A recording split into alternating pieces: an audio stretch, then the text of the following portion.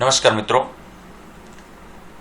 Child health નર્સિંગમાં આપણે IMNCIના કેટલાક lecture જોયા પછી હવે છેલ્લે આપણે ચાઇલ્ડ હેલ્થ નર્સિંગના પ્રેક્ટિકલમાં કયા કયા પ્રોસિજર હોય અને લાસ્ટમાં ગુજરાત નર્સિંગ કાઉન્સિલ દ્વારા પૂછાયેલા પ્રશ્નો અને કઈ રીતે આપણે પ્રશ્ન લખી શકાય, તમામ પ્રકારની ખાલી જગ્યા, તમામ પ્રકારના ખરા ખોટા, પૂર્ણ સ્વરૂપો, તમામ પ્રકારના ઓબ્જેક્ટિવને આપણે કવર કરશું. તો જોઈએ પ્રોસિજર. તો પ્રોસિજરમાં hand washing, oral rehydration solution, temperature pulse respiration, bandage, oral medication, nail cutting, urine sugar, surgical dressing અને ચાઇલ્ડ હેલ્થ એસેસમેન્ટનું એક ફોર્મ આવે. તો બહુ લિમિટેડ પ્રોસિજર છે અને પ્રોસિજર પણ આપણે આંગણવાડીમાં જઈ અને કરવાના હોય, પ્રેક્ટિકલ કરવાનું હોય. જે તે વિસ્તારની આંગણવાડીમાં આપણે આ કામ કરવાનું હોય. સૌપ્રથમ બાળકનું એસેસમેન્ટનું ફોર્મ ભરી અને ત્યાર પછી હોમ વિઝિટ બેગમાંથી પ્રોસિજર કરવાના હોય. અને પ્રોસિજર ઓલરેડી આપણે આપણી જે ચાઇલ્ડ હેલ્થની બુક છે, આપણી જે ટેક્સ્ટ બુક છે એમની પાછળ આપણે આપેલા જ છે. ફોર્મ પણ એમને આપેલું છે. જોઈએ ગુજરાત નર્સિંગ કાઉન્સિલમાં પૂછાયેલા પ્રશ્નોની યાદી. તો આપણે અત્યાર સુધી જે કંઈ ચર્ચા કરી ચાઇલ્ડ હેલ્થમાં એમાં આપણે જોતા જ આ યુનિટમાંથી આ ટાઈપના પ્રશ્ન પૂછાય. તો કેવા પ્રશ્ન પૂછાય? તો બાળકના વૃદ્ધિ અને વિકાસને અસર કરતા પરિબળો જણાવો. તમને ખ્યાલ છે વૃદ્ધિ અને વિકાસને અસર કરતા પરિબળો. પ્રશ્ન હંમેશા લખતી વખતે પ્રશ્ન એકદમ ઓર્ગેનાઇઝ કરીને લખવો જોઈએ અને પેપરના પ્રથમ પાનું એટલે કે એક જે ફ્રન્ટ પેજ ઉલટાવો એના પછી પાછળ તરતથી જ પ્રશ્ન લખવો જોઈએ. કોઈ પણ પ્રકારની લીટી છોડવી જોઈએ નહીં. કન્જેશન ચોક્કસ ન કરવું જોઈએ, પણ લીટી ક્યારેય છોડવી જોઈએ નહીં. ક્યારેય કાગળનો દુરુપયોગ થાય, કાગળનો બગાડ થાય એવું ક્યારેય પણ કરવું જોઈએ નહીં. પ્રશ્ન એકદમ વ્યવસ્થિત અને હાંસિયામાં હંમેશા માત્ર મેઇન ક્વેશ્ચન જ લખવાનો રહે છે.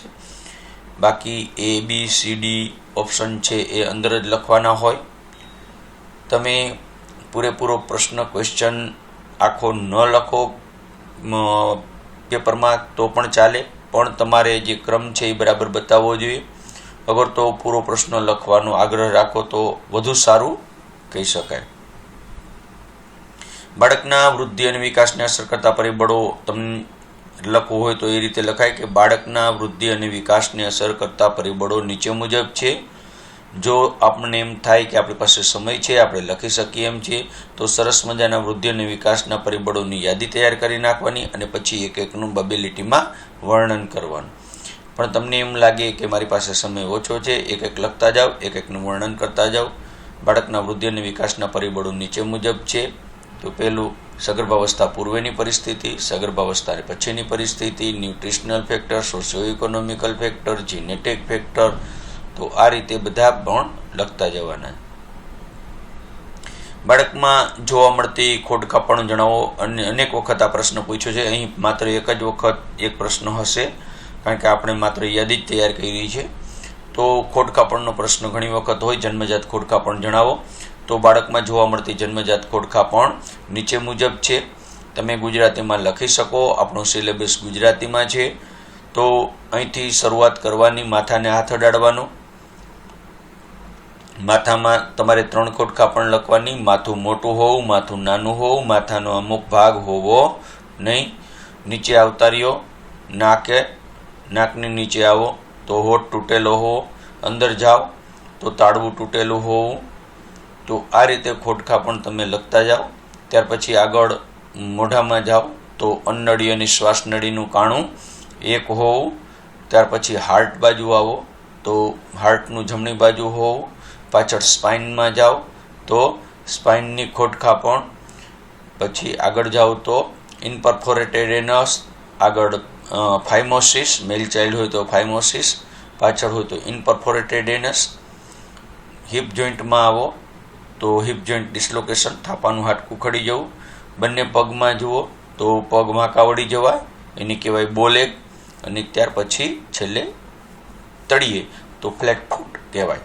તો આ રીતે પણ આપણે યાદ રાખી અને ખોડખા પણ લખી શકાય. ઇન્ફન્ટની બેઝિક નીડમાં પ્લે મટીરિયલ વિશે જણાવો. તો પ્લે મટીરિયલ વિશે જણાવવાનું, રમકડાનું મહત્વ સમજાવવાનું છે. અહીં પ્રશ્ન ભલે ગમે તેવો હોય પણ બાળકની બેઝિક નીડમાં પ્લે મટીરિયલ વિશે એટલે કે રમકડાનું મહત્વ જણાવો. તો રમકડાથી બાળકનો વૃદ્ધિ અને વિકાસ થાય, શારીરિક વિકાસ થાય, માનસિક વિકાસ થાય, સામાજિક વિકાસ થાય, ગુણાત્મક ફેરફાર થાય, આ જાણી શકે, પેલું જાણી શકે, આ બધું લખવાનું છે. એક્સક્લુઝિવ બ્રેસ્ટ ફીડિંગ એટલે શું? બ્રેસ્ટ ફીડિંગ આપતી માતાને તેમજ બાળકની તકલીફો જણાવો. તો અહીં પ્રશ્ન ઘણી વખત અવારનવાર પૂછાય કે એક્સક્લુઝિવ બ્રેસ્ટ ફીડિંગ એટલે બાળક 6 માસનું થાય ત્યાં સુધી માત્ર ને માત્ર ધાવણ, પાણી સુદ્ધા પણ નહીં. સરસ મજાનું ઇન્વર્ટેડ કોમામાં લખવાનું હોય. બ્રેસ્ટ ફીડિંગ આપતી માતાની તેમજ બાળકની તકલીફો. તો બ્રેસ્ટ ફીડિંગ આપતી માતાને નીચે મુજબની તકલીફો હોય.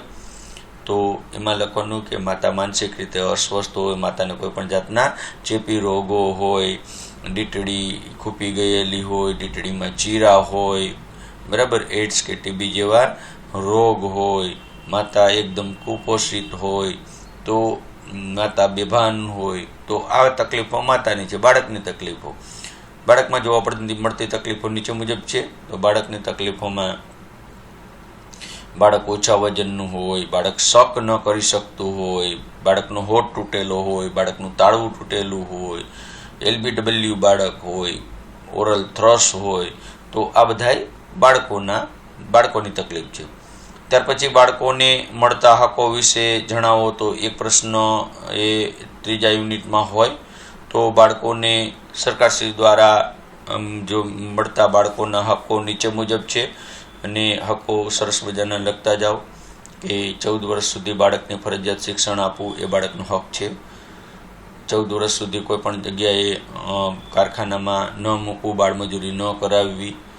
ત્યાર પછી જો માતા પિતા કારખાનામાં જતા હોય તો કારખાનામાં ઘોડિયાઘરની વ્યવસ્થા, પ્લે મટીરિયલની વ્યવસ્થા રાખવી. બાળકનો સામાજિક હક, બાળકનો ધાર્મિક હક, બાળકની નામ સાથેનું, પોતાના નામ સાથેનું નામ આપવું, રંગભેદ, જ્ઞાતિભેદ, જાતિભેદ વગેરે ભેદભાવ વગર સમાજનો એક નાગરિક ગણવો. તમામ પ્રકારના માલ મિલકતમાં હક આપવો. દીકરાને દીકરીને સમાન ગણીને હક આપવો. તો આ બધાય હકો જે આપણે તૈયાર કરેલા છે તે બધા હકો લખવાના. અહીં પ્રશ્ન આવે રાષ્ટ્રીય રસીકરણ પત્રક તૈયાર કરો. તો રાષ્ટ્રીય રસીકરણ પત્રક તમને તૈયાર કરતા આવડે. રસીનું નામ, સમય, ત્યાર પછી રસીનો ડોઝ, રસી કેટલો ડોઝ હોય, કયા રૂટ દ્વારા આપવામાં આવે, શરીરના કયા ભાગ ઉપર આપવામાં આવે અને કેની સામે રક્ષણ આપે. આ રીતે તમારે રાષ્ટ્રીય રસીકરણ પત્રક તૈયાર કરવાનું. રાષ્ટ્રીય રસીકરણ પત્રકમાં ઘણી વખત એવું પૂછે કે 1 વર્ષના બાળકનું રાષ્ટ્રીય રસીકરણ પત્રક તૈયાર કરો. તો પછી બુસ્ટર ડોઝ કે એન્ટીનેટલ સગર્ભા માતા કે એવું કાંઈ લખવાની જરૂર નથી. અહીં રાષ્ટ્રીય રસીકરણ પત્રક કીધું હોય તો આપણે શરૂ કરવાનું સગર્ભા માતાથી શરૂ કરી અને TT 16 સુધીનું આપણે લખવું પડે. માંદા બાળકની માવજત માટે માતાને શું આરોગ્ય શિક્ષણ આપશો? તો આપણે IMNCમાં માંદા બાળકની માવજત માટે આરોગ્ય શિક્ષણનું આપણે જોયું કે ધવડાવવાનું ચાલુ રાખો, ખવડાવવાનું ચાલુ રાખો, વધારે પ્રવાહી આપો, બાળકને હૂંફાળું રાખો, બાળકને ચેપથી બચાવો. તો આ માંદા બાળકનું માવજત છે. બાળકને પૂરતું પોષણ આપો, બરાબર. પછી બાળકને પીરિયડિકલ ચેકઅપ કરાવો, પૂરેપૂરું વેક્સિન આપો, વિટામિન A સોલ્યુશન આપો, નાની નાની માંદગીથી બચાવો. તો આ બધી માવજત આપણે માતાને શીખવાડવાની છે. ચાઇલ્ડ ન્યુટ્રિશનને ઇમ્પ્રૂવ કરવા માટેના અગત્યના મુદ્દા જણાવો. તો ચાઇલ્ડ ન્યુટ્રિશનને ઇમ્પ્રૂવ કરવા માટેના અગત્યના મુદ્દામાં આપણે માતાને પણ સલાહ આપી શકીએ અને બાળકની પણ સલાહ હોય. તો ચાઇલ્ડ ન્યુટ્રિશન ઇમ્પ્રૂવ કરવાનું છે તો આપણે માતાને બ્રેસ્ટ ફીડિંગથી શરૂ કરી અને છેક વિનિંગ ડાયટ સુધી આપણે એને લઈ જવાની છે, બરાબર. તો સારું બ્રેસ્ટ ફીડિંગ આવે એટલા માટે માતાને સલાહ આપવાની છે. પછી બાળક 6 માસનું થાય એટલે એને વિનિંગ ડાયટ આપવાનું છે. ત્યાર પછી ઉપરી આહારમાં શું શું લેવાનું એના વિશેની સમજણ એને આપવાની છે. બરાબર હેન્ડ વોશિંગ કરવા માટેની સમજણ આપવાની છે, આયર્ન ફોલિકની ગોળી લેવા માટેની સમજણ આપવાની. તો એનાથી ચાઇલ્ડ ન્યુટ્રિશન છે ઇમ્પ્રૂવ થાય. સબ સેન્ટર ખાતે વેલ બેબી ક્લિનિકની તૈયારીના મુદ્દાઓ જણાવો. હેલ્થ સેન્ટર મેનેજમેન્ટનો આઈડિયલી પ્રશ્ન છે. તો વેલ બેબી ક્લિનિક એટલે મમતા ક્લિનિક ગણી શકાય, અને એની તૈયારીના મુદ્દા આપણે ક્લિનિક કેવી રીતે ચલાવશું એ. તો ક્લિનિક માટેની જગ્યા, ક્લિનિક માટેના સાધનો, ક્લિનિક માટેના દવાઓ, ક્લિનિક માટેની તૈયારીઓ, ક્લિનિક નોટિસ બોર્ડ, આ બધી વેલ બેબી ક્લિનિક માટેની તૈયારી કહેવાય. અને જે હેલ્થ સેન્ટર મેનેજમેન્ટમાં આપણે સેકન્ડ યરમાં પણ આ પ્રશ્ન આવે. બાળકોની ઘરની અંદર થતા અકસ્માતો અને તેને નિવારવાના મુદ્દા તો આપણે જોયું, એક એક અકસ્માત લેતો જવાનું અને એને નિવારવાના મુદ્દા પણ સાથે સાથે લેતા જવાના. અને બહુ સરસ મજાનું આપણી ટેક્સ્ટ બુકમાં લખેલ છે. 4 વર્ષનું બાળક તમારી પાસે આવે છે, તેની શારીરિક તપાસ કેવી રીતે કરશો? તો 4 વર્ષનું બાળક આવે તો IMNCI મુજબ જ આપણે એની શારીરિક તપાસ કરવાની છે. એને પૂછવાનું છે શું બાળકને ખેંચ આવે છે, બાળકની તપાસ કરવાની છે કે બાળકના વાળ કેવા છે, થરોલોજીકલ તપાસ કરવાની છે, બાળકના વાળ કેવા છે, ભૂખરા છે, આ છે, તે છે, બરછટ છે. બાળકની આંખની તપાસ કરવાની છે, ડોળા અંદર ઉતરી ગયેલા નથી ને બાળકને કોઈ પણ પ્રકારનું હિમોગ્લોબિન એટલે કે HB ઓછું નથી ને સ્ક્લેરા એકદમ વ્હાઇટ નથી ને. ત્યાર પછી બાળકની નાકની તપાસ કરવાની છે, નાકમાં કોઈ પણ જાતની તકલીફ નથી ને. બાળકના દાંતની તપાસ કરવાની છે, દાંત બરાબર છે ને, દાંત આડાઅવડા નથી ને, દાંતમાં કોઈ પણ જાતનો સડો નથી ને. બરાબર બાળકના ગળાની તપાસ કરવાની છે, ગળામાં કોઈ પણ જાતની ગાંઠ નથી ને.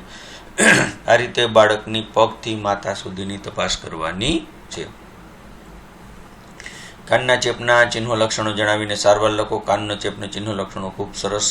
શરદી ઉધરસના જે ચિહ્નો લક્ષણો હોય એવા જ કાનના ચેપના ચિહ્નો લક્ષણો હોય. કાનમાં દુખાવો થાય, કાનમાં સબાકા આવે, કાનમાંથી ઘણી વખત પસ નીકળે, કાનમાંથી ઘણી વખત વાસ આવે, માથું દુખે, સતત બાળક બેચેન રહે, બાળક ચીડિયું રહે. બરાબર તો આ બધા લક્ષણો કહેવાય. સારવારમાં શું કરવાનું છે? તો કાનને બરાબર સાફ કરવાનું, કોઈ પણ પ્રકારના ઠંડા પીણાથી દૂર રહેવું, કોઈ ચોકલેટ કે આ ખાવું નહીં. કારણ કે આપણને ખબર છે કે ઇસ્ટેચિયન ટ્યુબ હતી તે કાન, નાક અને ગળા ત્રણને જોડે. તો એક વખત બાળકને શરદી થાય તો તરત જ કાનનો ચેપ લાગે. તો ઠંડા પીણાથી દૂર રહેવું, ચોકલેટ કે એવું ખાવાનું નહીં, એલર્જી કન્ડિશનથી દૂર રહેવું, કાનમાં નાતી વખતે કોટન સોપ ભરાવવું. તો આ બધી સારવાર છે. બાળકના ચામડીના ચેપની સારવાર આપણે જોઈ IMNCIમાં કે સૌપ્રથમ હાથ ધોવા, ત્યાર પછી ચામડીની જે પરવની ફોલી છે તેને સાફ કરવી. પરવની ફોલી સાફ કર્યા પછી 0.5% જન્સન વાયોલેટ લગાવવું. પરવની ફોલી સાફ કર્યા પછી એને બરાબર ડ્રાય કરવી, ત્યાર પછી 0.5% જન્સન વાયોલેટ લગાવવું અને ફરીને હેન્ડ વોશિંગ કરવું. અને આવું આપણે માતાને 2 વખત કરવા માટે કહેવાનું છે. 0 થી 5 વર્ષના બાળકના મૃત્યુના કારણો જણાવો. બધા મૃત્યુના જોખમી બાળકો લખો, ઘણા બધા આપણે ચિલ્ડ્રન લખો. આ બધા મૃત્યુના કારણો છે. ચિલ્ડ્રનમાં આપણે લખ્યું હતું C એટલે કોન્જિનેટલ અબનોર્માલિટી, C એટલે લેક ઓફ કેરનો અભાવ. બરાબર ત્યાંથી શરૂ કરી C, પછી H હોય તો હાઇપોથર્મિયા, હાઇપેરેટી, પછી CHI હોય તો ઇન્ફેક્શન, ઇલિટરસી. બરાબર એવી રીતે ચિલ્ડ્રન છે, તમે વાંચી લેજો. બરાબર તો એ અહીંયા બાળ મૃત્યુના કારણોમાં આવશે. અને ઝાડા, ARI એ પણ બાળ મૃત્યુના કારણોમાં આવશે. બાળકના વૃદ્ધિ અને વિકાસ માટે ગ્રોથ મોનિટરિંગ ચાર્ટનું મહત્વ તમને ખ્યાલ છે કે બાળકના વૃદ્ધિ અને વિકાસ માટેને ગ્રોથ મોનિટરિંગ ચાર્ટ પહેલા જ યુનિટમાં આપણે જોઈ ગયા. અને એનું મહત્વ સમજાવવાનું હોય તો આપણને ખ્યાલ આવે કે બાળકનું ગ્રોથ મોનિટરિંગ ચાર્ટ એ બાળકના વૃદ્ધિ અને વિકાસ માટેનું એક ખૂબ જ અગત્યનું ઇન્ડિકેટર છે. ગ્રોથ મોનિટરિંગ ચાર્ટ દ્વારા બાળકનો શારીરિક વિકાસ માપી શકાય છે. બાળકનું યોગ્ય સમયે યોગ્ય વિકાસ થયેલ છે કે નહીં તે અંગેની માહિતી મેળવી શકાય છે. બાળક કયા ગ્રેડમાં આવે છે, બાળક સામાન્ય છે, બાળક કુપોષિત છે કે બાળક અતિ કુપોષિત છે તે જાણી શકાય છે. ની ગ્રેડ જાણ્યા બાદ બાળકને યોગ્ય સારવાર અને સમયસર રિફર કરી શકાય છે. આ ચાર્ટનું મહત્વ કહેવાય. માતા પોતાના બાળકનો વિકાસ જાતે સમજી શકે છે. 1 થી 3 વર્ષના બાળકોને રમકડાની પસંદગી કરતી વખતે કયા મુદ્દા ધ્યાનમાં રાખશો? તમને ખ્યાલ છે, અને એ રમકડાની પસંદગીનો ટોપિક આપણે બહુ સુંદર રાખેલ છે, તો લેજો. બ્રેસ્ટ ફીડિંગના ફાયદાઓ અવારનવાર પૂછાય, આમાં પણ પૂછાય, અને સેકન્ડ યરમાં મિડવાઇફરીમાં પણ પૂછાય. તો માતાના ફાયદા લખો, બાળકના ફાયદા લખો, સમાજના ફાયદા લખો, દેશના ફાયદા લખો, અને સરસ મજાના બ્રેસ્ટ ફીડિંગના ફાયદાઓ નીચે મુજબ હોય છે. તો સરસ મજાના ફાયદાઓ લખો. ઓછામાં 4 માર્કનો પ્રશ્ન હોય તો ઓછામાં ઓછા 12 થી 15 ફાયદા લખવા પડે. બ્રેસ્ટ ફીડિંગ આપતી વખતે વળગાડવાની સાચી રીત જણાવો. તો આ પણ સાચી રીત, જ્યારે વળગાડવાની કહીએ ત્યારે 4 મુદ્દા આવવા જોઈએ. 4 મુદ્દા સાચા હોય તો જ આપણને પૂરા માર્ક મળે. કે વળગાડવાની રીત હોય તો બાળકની મોફાળ પહોળી હોય, નીચલો હોઠ બહારની તરફ વળેલો હોય, સ્તનને અડકતી બાળકની દાઢી હોય, અને એરિયોલાની કાળી ચામડી નીચે ન દેખાતી હોય, ઉપર થોડી દેખાતી હોય. તો આ રીતે 4 મુદ્દા લખવાના છે. વિનિંગ ડાયટ આપતી વખતે કયા મુદ્દા ધ્યાનમાં રાખશો? તો તમને ખ્યાલ છે, વિનિંગ ડાયટ આપતી વખતે કયા મુદ્દા ધ્યાનમાં રાખવાના છે? જ્યારે ઉપરી આહાર શરૂ કરવાનો છે ત્યારે વિનિંગ ડાયટ આપતી વખતે નીચેના મુદ્દા ધ્યાન. વિનિંગ ડાયટ હંમેશા શરૂ કરવાનું હોય લિક્વિડ, સેમી સોલિડ અને સોલિડ. શરૂઆતમાં બાળકને લિક્વિડ ડાયટ આપવાનું, ધીમે ધીમે બાળકને સેમી સોલિડ એટલે કે ફીણેલી ખીચડી, કેળું, ચીકુ, બાફેલું બટેકું વગેરે આપવાના, અને ત્યાર પછી બાદમાં બાળકને ફૂલ ડાયટ એટલે કે સોલિડ ખોરાક આપવો. બાળક પર જોવા મળતા સામાજિક અત્યાચારો. તો સામાજિક અત્યાચારો લખવાના છે. સામાજિક અત્યાચારોમાં સોશિયલ એબ્યુઝમાં આવે સ્ત્રી ભ્રૂણ હત્યા, બાળમજૂરી, બાળ વિવાહ, બાળ વેશ્યાવૃત્તિ. તો આ બધું છે એ સામાજિક અત્યાચારમાં આવે, અને થોડું એનું સમજાવવાનું. બાળમજૂરી અટકાવવા માટેના કાયદાકીય અને અન્ય પગલાં જણાવો. તો સરકારશ્રી દ્વારા બાળમજૂરી અટકાવવા માટે નીચે મુજબના પગલાઓ લેવામાં આવે. શરૂઆત આપણે જ્યારે કરીએ ત્યારે પ્રચાર અને પ્રસારથી, કે ટીવી અને જાહેર માધ્યમો દ્વારા પ્રચાર કરવામાં આવે છે. તેમાં સેલિબ્રિટી દ્વારા પ્રચાર કરવામાં આવે છે. બાળમજૂરી ન કરવા માટેનો કાયદો ઘડવામાં આવે છે. લેબર પ્રિવેન્શન એક્ટ ઘડવામાં આવેલ છે. બાળમજૂરી કરાવનાર નોકરીએ રાખનાર કે નોકરી આપનાર પર કાયદેસરની કાર્યવાહી કરવામાં આવે છે. બરાબર. તો આ રીતે લખવાનું. ઇન્ફન્ટમાં થતો ન્યુમોનિયા એટલે શું? તેના ચિહ્નો લક્ષણો જણાવો. ન્યુમોનિયાના ચિહ્નો લક્ષણો આપણે જણાવવાના છે શરદી ઉધરસના. તો ન્યુમોનિયા એટલે ફેફસામાં શરદી ઉધરસ થયા બાદ બાળકને જ્યારે ફેફસામાં ચેપ લાગે, લંગ્સમાં ચેપ લાગે, તેને ન્યુમોનિયા કહેવાય. તેના ચિહ્નો લક્ષણો નીચે મુજબ હોય છે. તો લખવાનું: બાળકને શરદી થાય, બાળકને ઉધરસ આવે, બાળકને છાતીમાં દુખે, બાળકના રેસ્પિરેશનમાં વધારો થાય, બાળકના પલ્સમાં વધારો થાય, બાળકને તાવ આવે, બાળક બેચેન બને, બાળક બેચેન અને ચીડિયું થઈ જાય છે, બાળક સતત રડરડ કરે છે, બાળક ખાતું નથી. આ એના લક્ષણો. બધા લક્ષણો જે આપણને બાળકમાં જોવા મળે, સામાન્ય લક્ષણો એ લખવા પડે. નાના બાળકમાં આવતા ટાઢિયા તાવના ચિહ્નો લક્ષણો જણાવી. પેટા કેન્દ્ર ખાતે આપવામાં આવતી સારવાર. તો ટાઢિયા તાવના ચિહ્નો લક્ષણો તમને આવડે. બાળક બેચેન, બાળક એમ ન કે મને માથું દુખે છે, બાળક બેચેન બને, બાળક ચીડિયું થાય, બાળકને શરીરનું તાપમાન માપવાથી 37.5 કે તેથી વધુ ટેમ્પરેચર રહે, બાળકની સ્કિન લાલ થઈ જાય, બાળક ખાતું નથી, બાળક ધાવતું નથી. એના ચિહ્નો લક્ષણો. ઠંડી લાગીને તાવ આવે છે, એકાત્રા તાવ આવે છે. તો પેટા કેન્દ્ર પર આપવામાં આવતી સારવારમાં લખવાનું કે બાળકને સારવાર આપતા પહેલાં બાળકના રાષ્ટ્રીય મેલેરિયા કાર્યક્રમ અનુસાર એમની બ્લડની સ્લાઇડ લેવામાં આવે છે. ત્યાર પછી તેમની ઉંમર મુજબ ટેબ્લેટ ક્લોરોક્વિન આપવામાં આવે છે. બાળકને ડિહાઇડ્રેશન ન થાય તે માટે ORS દ્રાવણ આપવામાં આવે છે. માતાને સમજાવવાનું કે જો બાળક ધાવતું હોય તો બાળકને બ્રેસ્ટ ફીડિંગ આપવું જોઈએ. બરાબર. જો ઉપરી આહાર આપવાનો હોય તો બાળકને દૂધ કે લીંબુ શરબત વગેરે આપવા જોઈએ. તો આ છે એની સારવાર. જો તાવ હોય એટલે કે ઊંચો તાવ એટલે 38.5 સેન્ટીગ્રેડ કે તેથી વધુ તાવ હોય તો આવા બાળકને આપણે ટેબ્લેટ પેરાસિટામોલ આપવી જોઈએ. 2 માસનું બાળક તમારા ક્લિનિકમાં આવે છે તેની કઈ કઈ શારીરિક તપાસ કરશો? IMNCનો પ્રશ્ન છે. આપણે ઘણી વખત આ પ્રશ્નની ચર્ચા કરી અને પ્રશ્ન અવારનવાર પરીક્ષામાં પૂછાય. તો 2 માસ સુધીનું બાળક આવે આપણી પાસે તો આપણે એમ લખવાનું કે તમારા ક્લિનિકમાં 2 માસ સુધીનું બાળક આવે છે તેની તપાસ નીચે મુજબ કરવી જોઈએ. પહેલો પ્રશ્ન છે એ પૂછવો જોઈએ, શું બાળકને ખેંચ આવે છે? ત્યાર પછી શ્વાસોશ્વાસ ગણો, નસકોરા ફૂલે છે કે નહીં તે જુઓ, શ્વાસમાં ખરેડી બોલે છે કે તે નહીં જુઓ, પાંસળામાં ઊંડા ખાડા પડે છે, ઉષ્ણતામાન માપો, તાપમાન માપો થર્મોમીટર દ્વારા 37.5 કે તેથી વધુ નથી ને 35.5 કે તેથી ઓછું નથી ને બાળક ઠંડુ પડી નથી ગયું ને બાળકને તાવ નથી આવ્યો ને બાળકની ડૂટીની તપાસ કરો, બાળકની ચામડીની ચેપની તપાસ, પળુની ફોલ્લીની તપાસ કરો, બાળકનું હલનચલન જુઓ, બાળક ઢીલું કે બેભાન નથી ને બાળક બેચેન કે ચીડિયું નથી ને. તો આ આપણે તપાસ કરવાની છે. વૃદ્ધિ અને વિકાસ એટલે શું? 1 થી 3 માસના બાળકનો વૃદ્ધિ અને વિકાસ જણાવો.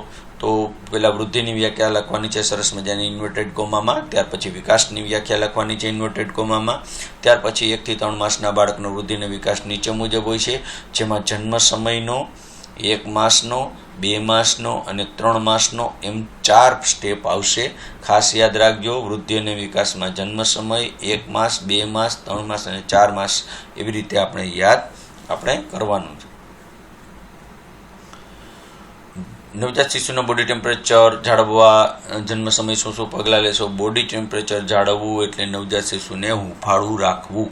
તો હૂંફાળું રાખવા માટે આપણે શું પગલાં લેશું? નવજાત શિશુને હૂંફાળું રાખવા માટે હંમેશા ડિલિવરી થાય કે તુરત જ બાળકને માથાથી સાફ કરવું અને વાસાના ભાગમાં પછી સાફ કરવું.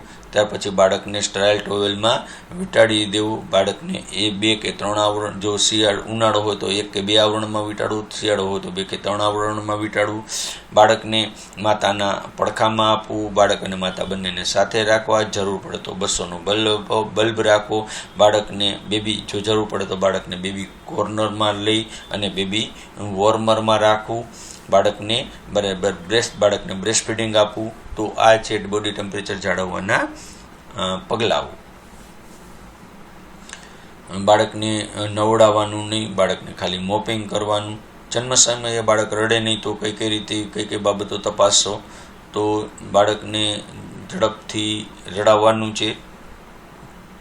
તો અહીંયા આપણે અપગાર સ્કોરની તપાસ કરવાની હોય કે બાળક રડતું નથી તો ABCD એરવે તપાસો, બ્રિધિંગ માટે જુઓ, સર્ક્યુલેશન માટે જુઓ અને પછી દવા આપો. પ્રથમવાર માતા બનેલી સ્ત્રી સારી રીતે બ્રેસ્ટ ફીડિંગ આપી શકે તે માટે શું માર્ગદર્શન આપશો? તો અહીં કાઉન્સેલિંગ કરવાનું છે અને જે બ્રેસ્ટ ફીડિંગ આપતી વખતે ધ્યાનમાં રાખવાના મુદ્દાઓ આપણા છે તે બધા આપવાના છે. પહેલાં 5-6 મુદ્દા હતા કે બાળકને માતાને પોષણ આપો, હળવું કામ આપો, માતાને બાળકને ભેગા રાખો, નિપલની સારવાર કરો. તો આ મુદ્દા લખવાના. ત્યાર પછી સિદ્ધાંતો અહીંયા લખવાના કે માતાને સમજાવવાનું કે આ રીતે બ્રેસ્ટ ફીડિંગ આપવાનું હોય છે અને માતાને વળગાડવાની રીત, લેવાની રીત, હોલ્ડિંગ ઓફ ધ બેબી, પછી વળગાડવાની રીત અને અસરકારક ચૂસ વિશે સમજણ આપવાની છે. બાળ ગુના અને બાળ અત્યાચાર રોકવા માટે કયા પગલાં લેવામાં આવે છે? તો અહીં પણ બાળ અત્યાચાર અને બાળ ગુના માટે જેવી રીતે લેબરનું છે એવી જ રીતે આપણે પગલાં લેવાના છે. બરાબર? તો આ પણ આપણે ખાસ ધ્યાન રાખવાનું છે અને એ રીતના પગલાં આપણે લેવાના કે ભાઈ પ્રચાર અને પ્રસાર કરવો, બાળકનો ક્યાંય પણ જરૂર જણાય ત્યાં તુરત જ ચાઇલ્ડ કાઉન્સિલરની મુલાકાત લેવી. કોઈ પણ પ્રકારની અઘટિત ઘટના બને તો બાળકને રિમાન્ડ હોમમાં રાખવું. બરાબર? પછી બાળકને પૂરેપૂરું પ્રોટેક્શન મળે તે માટે જોવું. બાળકના સરકારશ્રી દ્વારા દેવામાં આવેલા તમામ હકો બરાબર મળે છે કે નહીં તે જોવું જોઈએ. તો આવા પગલાઓ પણ આપણે લખેલા છે. અહીં આપણે આટલા પ્રશ્ન કરશું. ત્યાર પછી જો આ વિડીયો તમને ગમે તો લાઈક કરજો. તો આપણે આગળ પ્રશ્નોની ચર્ચા કરશું. ખૂબ ખૂબ આભાર. ધન્યવાદ.